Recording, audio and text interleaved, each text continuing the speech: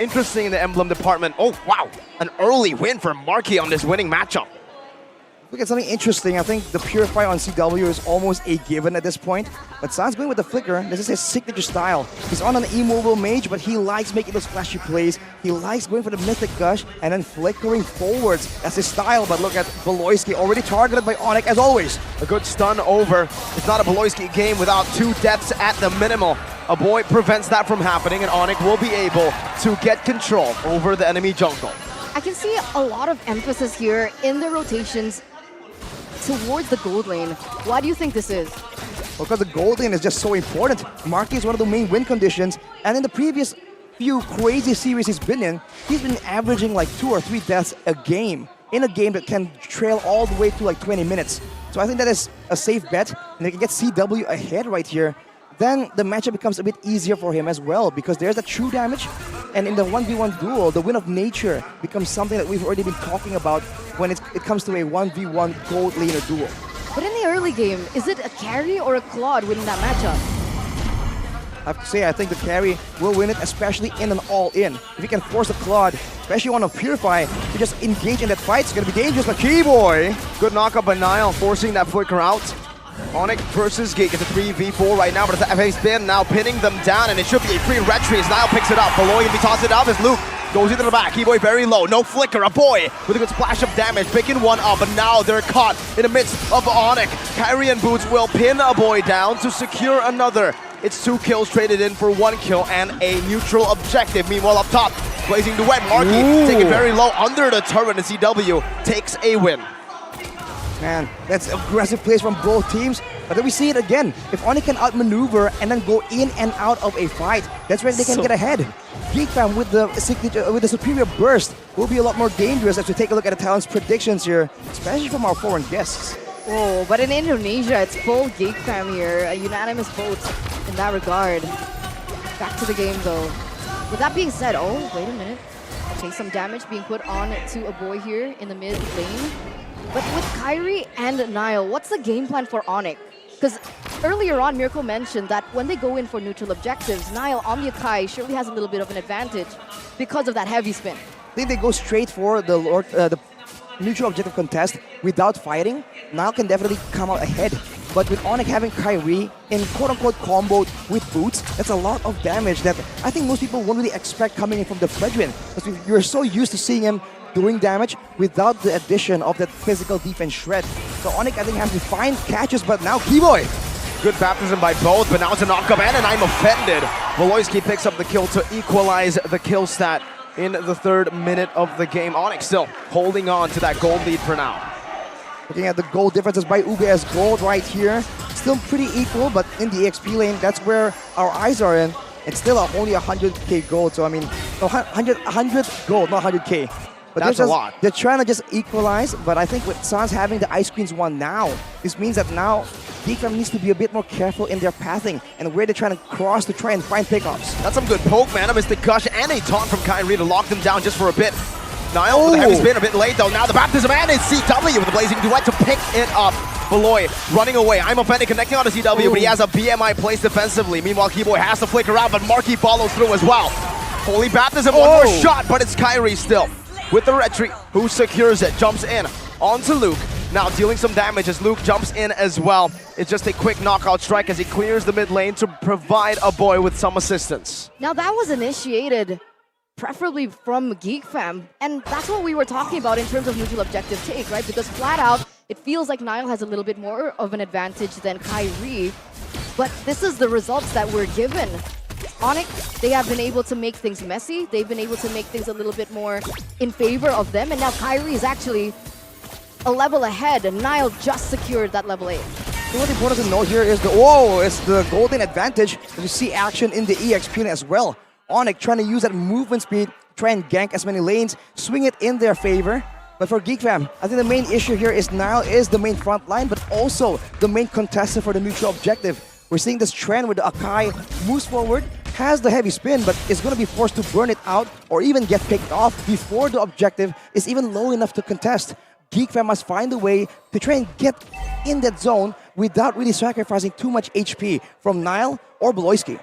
Audience prediction though by the Samsung Galaxy S23 Series 5G still heavily favors ONIC for this particular game. And here it is. Are they going to go for something here?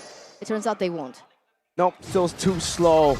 No neutral objective for both these teams. They center around those neutral objectives. That Gord for mid-clear, and obviously Fredrin on the hands of Kyrie. Same thing goes for GeekFam with that Akai. Abloyski is looking for a gank in the bottom lane where Boots is very immobile, has the flicker, gets out.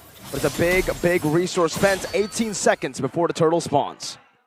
Without the flicker available, it's going to be a bit difficult for Boost to find ways to get in there or be aggressive enough without a way out. But ONIC, they're putting their attention on the top side, putting Kibo there, perhaps to trap Luke.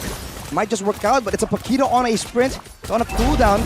But the Quantum Charge here can allow him to move a lot faster, and everyone's just parading away down to the turtle pit. Ooh, an aggressive heavy spin. That is a very costly mistake if it doesn't work out. Boost gets brought back to the team. The Mystic Gush stolen away. A boy now melting him down. Now cancel out. Mystic Gush and Blazing Duet to the back line. And it's even a taunt. A big one for ONIC. Kyrie picks up the double, but Niall picks up the turtle. Now it's Marky in the bush, getting out. Luke trying to run away, but Kyrie stops that dash from happening. Able to just get out from a different wave. And it's GeekFam with, Niall almost just assassinating CW there in the mid lane. That was nearly a worth it trade, 2-2 if they were able to get that pick onto CW. But face value is it was a 2-1 plus GeekFam was still able to secure the turtle. This was Niall a level below of Kyrie. That's the Akai power, but it's also because the ONIC was focusing more on going for those kills. I mean, I have no idea how Sans even survived that. Moving so aggressively on a gourd, but then slipping right past, right point blank to GeekFam's members, and still coming out unscathed. Abloyski with the I'm Offended though will not be able to find Keyboy, and his positioning in this game has been so good. No one has been able to get to him without really exerting some kind of resource. But now it's a slow game again. Both these teams will always only fight for neutral objectives unless they see someone overextend, overcommit. The highest level of MLBB in Indonesia right now, and this is what you're watching. Yeah, you're right. Everyone is just, they understand the stakes. They understand both teams. ONIC want to keep their kingdom going. They want to keep their dynasty alive. But here Geek, they're looking to threaten that. But ONIC at this point, 8 minutes in, still a 1K gold lead. Rashi, it almost feels like the 1,000 gold lead in these matches, even yesterday, feels like not a gold lead. Almost every time you have a gold lead, you're going to lose it. I think the execution really evens it out. In these games, in this matchup especially, if you don't have a gold lead and want to brag about it, I think it has to be at least 1.5 to 2K gold. Ooh, CW though taken very low, but with the flash of the Oasis completed, Keyboy is going to be such a nuisance to the burst-heavy composition from GeekFam. Below 20%, you get a big shield, and Keyboy always going to be around. A boy just got picked off. That's a mega kill for Kyrie. 4th kill in this game, and it's Sans who provided that damage. ONIC are going straight for the Lord, and GeekFam might not be able to contest for this, but they're looking for a CW. No Purify, but is able to escape with the BMI right now as a Holy Baptism connects onto Valoy. CW jumps back, dealing a bit more damage. Sans with the burn. That's the glowing wand dealing the damage, but it's not enough. Marky put some damage back. Now it's Niall in the midst against Kyrie. Pops in a heavy spin right now, but the Lord is not low enough. They're looking for it. They're looking to burst it down. Niall will fall before he even can go for that retry battle, and it's Kyrie who secures it with the retry. That's a 2,400 gold lead instantly secured by ONIC in the 9th minute of the game. Beautifully executed, and the cool thing about this particular game is this is Keyboy on a Rafaela of all heroes. You wouldn't say that this is particularly adjacent to his style, to his identity, and yet he's still really good at the cover, and he's also really good at the initiation. That's the crazy part. I think ONIC knows that GeekFam is expecting the crazy Keyboy plays. He's playing a Rafaela, and he's counter-engaging. Every time Niall comes in with a heavy spin, he gets Holy Blessinged. And then Luke as well earlier. Seems like ONIC are just playing reactively, trying to make sure that GeekFam are the ones overextending to try and secure the neutral objective, like we saw earlier. But without the right scouting, without the right intelligence, they can't really get in the right moments, and ONIC is baiting them using that fact. And it was just so perfectly timed, right? Even Miracle mentioned earlier on that 1K gold lead that ONIC was able to build feels still like a stalemate, and yet just that entire momentum shifted into the hands of the Sky Kings, the Yellow Porcupines, and one by one, these turrets are going to fall from GEEKFAM. Ooh, Luke's dealing a good amount of damage, but CW is dealing more.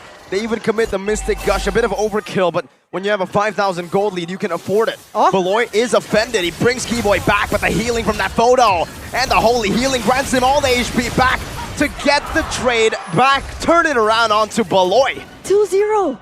That was crazy. The pre-placement on the field by Sans as well to predict where Beloy is trying to escape to. This man on the gourd is just something else, man. It doesn't operate like the usual gourd you see. It's aggressive, but somehow it's always out of reach. So what's the plan here? What's the plan, right? Because at this point, every time they go in for team fights, it doesn't appear that anyone can actually dive into the back line and cut the range that ONIC has short because of that gourd. Whose job is it to go to the back line, and how do they do it?